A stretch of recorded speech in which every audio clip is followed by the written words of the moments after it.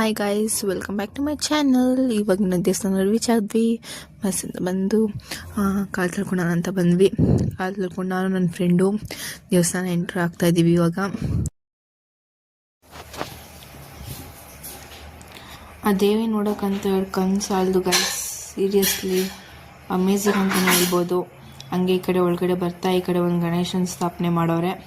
ಗಣೇಶನ ನೋಡಿಕೊಂಡು ದೇವ್ರ ಕೈ ಮುಕ್ಕೊಂಡು, ಹಂಗೆ ಇಲ್ಲೊಂದು ದೇವರಿತ್ತು ಅದಕ್ಕೂ ಕೈ ಮುಕ್ಕೊಂಡು, ಹಂಗೆ ಈ ಕಡೆ ಎಲ್ಲ ಕಾಯಿ ಕಟ್ಟಿರೋದನ್ನ ನೋಡಿಕೊಂಡು ಈ ಕಡೆ ದೇವ್ರ ನೋಡಿಕೊಂಡು ಹಾಗೆ ಮುಂದೆ ಬಂದ್ವಿ. ಈ ಕಡೆ ಈಶ್ವರನ ಸ್ಥಾಪನೆ ಮಾಡಿದ್ದಾರೆ. ಹಂಗೆ ಈಶ್ವರನ ನೋಡಿಕೊಂಡು ಟೆಂಪಲ್ಗೆ ಎಂಟ್ರ್ ಆದ್ವಿ.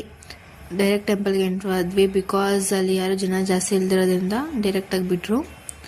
ಹಂಗೆ ಒಳಗಡೆ ಹೋಗಿ ದೇವಿ ದರ್ಶನ ಮಾಡಿಕೊಂಡು ಕೈ ಮುಕ್ಕೊಂಡು ಹಂಗೆ ಹೊರಗಡೆ ಬಂದ್ವಿ ನಾನು ನನ್ನ ಫ್ರೆಂಡು. ಹಾಗೆ ನಡ್ಕೊಂಡು ಬರ್ತಾ ಈ ಕಡೆ ಲೆಫ್ಟ್ ಸೈಡಲ್ಲಿ ಆಂಜನೇಯನ ವಿಗ್ರಹ ಐತೆ. ಈ ವಿಗ್ರಹದಲ್ಲಿ ವಿಶೇಷತೆ ಅಂದರೆ ನಾವೇನೇ ಅಂದ್ಕೊಂಡು ದೇವ್ರ ಮೇಲೆ ಕಾಯಿನ್ ಇಟ್ಟರೆ ಅದಾಗುತ್ತೆ ಅನ್ನೋದೊಂದು ನಂಬಿಕೆ. ಹಾಗೆ ಈ ಕಡೆ ತೀರ್ಥ ತಗೊಂಡು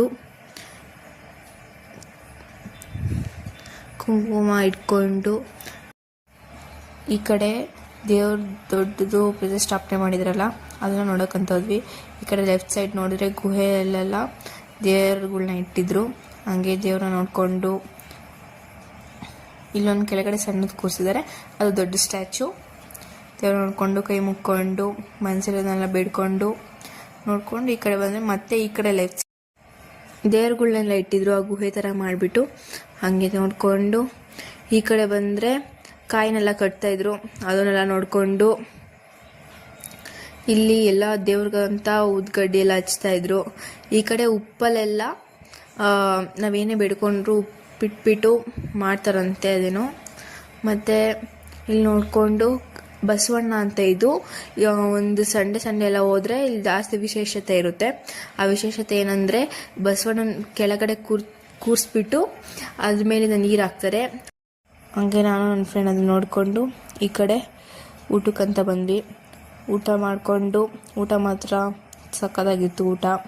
ಊಟ ಮಾಡಿಕೊಂಡು ಹೊರಗಡೆ ಬಂದು ಹಾಗೆ ಒಂದು ವಿಡಿಯೋ ಶೂಟ್ ಮಾಡಿಕೊಂಡು ದೇವ್ರಿಗೊಂದು ನಮಸ್ಕಾರ ಮಾಡಿಬಿಟ್ಟು ಹಾಗೆ ನಾನು ನನ್ನ ಫ್ರೆಂಡು